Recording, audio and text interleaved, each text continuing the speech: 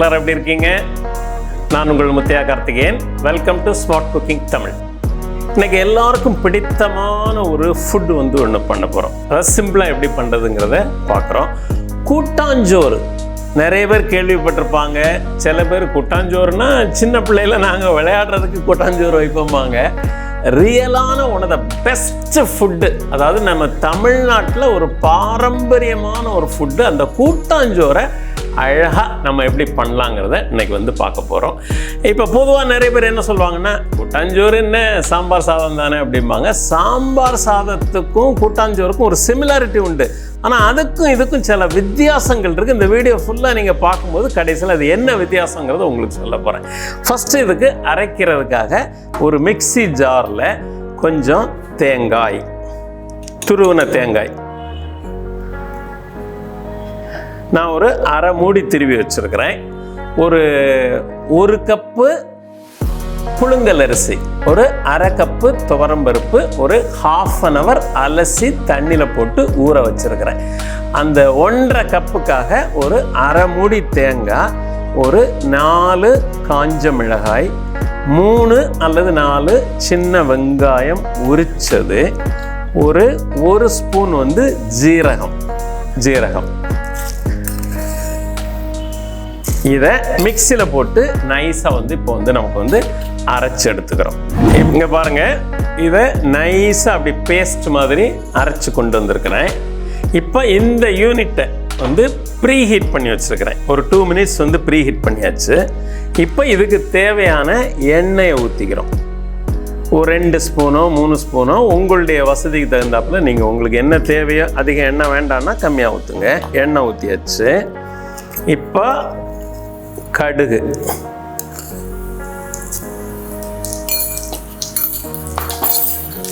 ஜீரகம் 1 ஸ்பூன்,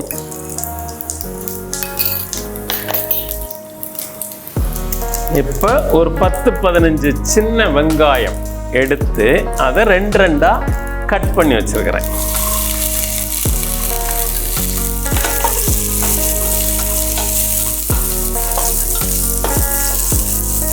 அப்படி ஒரு மிதமான தீயில இதை ஃப்ரை பண்ணுங்க. அவ்வளோதான், ரொம்ப வதங்கணும்னு அவசியம் கிடையாது. இந்த லெவலுக்கு நீங்கள் பண்ணாலே போதும். ஒரே ஒரு தக்காளி கட் பண்ணி வச்சிருக்கிறேன்.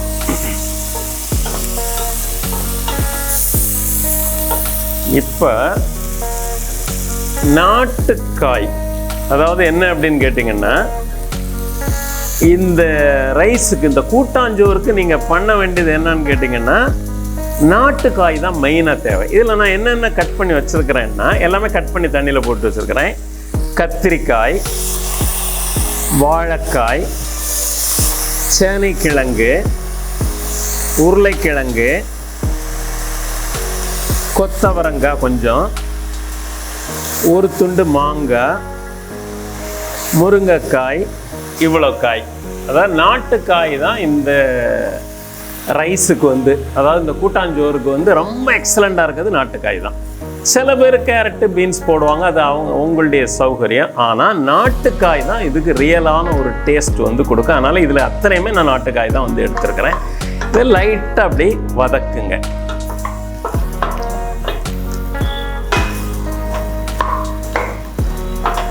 இதில் நம்ம ஏற்கனவே அரைச்சி வச்சுருக்கோம் இல்லையா, இந்த பேஸ்ட்டை போடுங்க.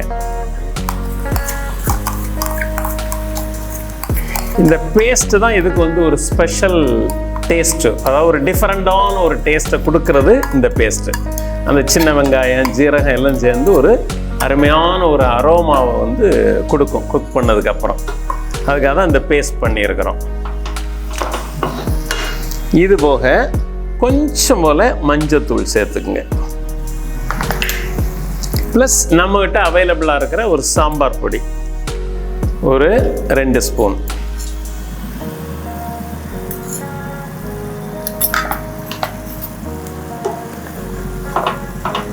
இப்போ இந்த காய்க்கு மட்டும் தேவையான உப்பு முதல்ல கொஞ்சம் நான் போட்டுக்கிறேன். நான் கல் உப்பு தான் போட்டிருக்கிறேன். எல்லாத்தையும் ஒன்றா மிக்ஸ் பண்ணுங்க. இப்போ புளி தண்ணி கொஞ்சம் ஒரு நெல்லிக்காய் அளவுக்கு ஒரு புளி கரைச்சி வச்சிருக்கிறேன். அந்த தண்ணி அதில் ஊற்றிக்குங்க. கருவேப்பிலை தாளிக்கும்போது கூட போடலாம், இல்லை தாளிக்கும்போது போட்டால் ரொம்ப ஃப்ரை ஆகிடும். இந்த சிச்சுவேஷனில் போட்டிங்கன்னா உங்களுக்கு அந்த அரோமா வந்து உள்ளே இன்க்ளூட் ஆகும். இப்போ அரிசி வந்து அரை மணி நேரம் அரிசி பருப்பு ஊற வச்சுருக்கிறேன், அதை எடுத்து போடுங்க.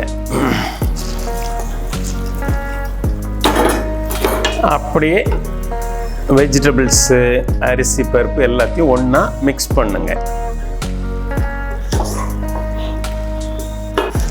தண்ணீர் வந்து நார்மலாக 1:2, 1:2 தண்ணி ஊற்றுவோம். ஆனால் இது வந்து கொஞ்சம் குறைவாக இருந்தால் நல்லாயிருக்கும் கூட்டாஞ்சோறு. அதனால் கூட 1 கப்பு தண்ணி, மொத்தத்தில் நான் வந்து ஒரு 4 கப்பு இதுக்கு அளந்து வச்சுருக்கிறேன்.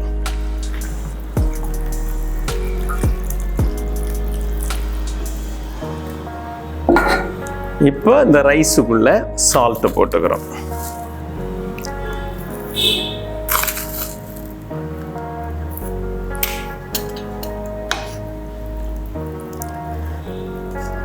சால்ட்டை மிக்ஸ் பண்ணிக்கிறோம்.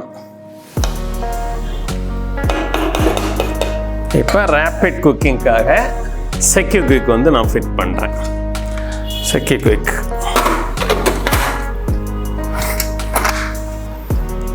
ஃப்ளேம் வந்து இப்போ ஹை ஃப்ளேம் வச்சாச்சு. ஆடியோ டர்போலேருந்து ஒரு 2 minutes வச்சுருக்கிறேன் நான். டர்போ 2 minutes, அவ்வளோதான். Let's wait for another 5 minutes to cook. இப்போ 5 minutes ஆச்சுது, ஸ்டீம் வந்தாச்சு, ஸ்டவ் ஆஃப் பண்ணிட்டோம். ஆடியோ எடுத்து வெளியே வச்சுறேன். இன்னொரு 5 minutes வந்து நம்ம இதை ஓப்பன் பண்ணுறதுக்காக வெயிட் பண்ணி பார்த்து எப்படி ஃபுட்டு குக் ஆகிருக்குங்கிறத பார்க்க போகிறோம். ஓகே, இப்போ குக் பண்ணி முடிச்சு 5 minutes ஆச்சுது. எப்படி ரிசல்ட் வந்திருக்குங்கிறத இப்போ வந்து நம்ம பார்க்க போகிறோம். இந்த கூட்டாஞ்சோறு எப்படி இருக்குன்னு பார்க்க போகிறோம். Wow, excellent. பார்க்குறதுக்கு எவ்வளோ பியூட்டிஃபுல்லாக இருக்குது பாருங்கள். எப்போதுமே இந்த மாதிரி ஃபுட்டு பண்ணும்போது நீங்கள் இறக்கும்போது ஒரு ஸ்பூன் ஒரு அரோமாவுக்காக அப்படி நெய்யை கொஞ்சம் ஊற்றிட்டிங்கன்னா ஒரு டேஸ்ட் வந்து கொஞ்சம் அப்படி தூக்கி கொடுக்கும். இது எப்படி குக் ஆகிருக்குங்கிறத நம்ம பார்க்கலாம். கூட்டாஞ்சோறு எப்படி குக் ஆகிருக்குன்ட்டு.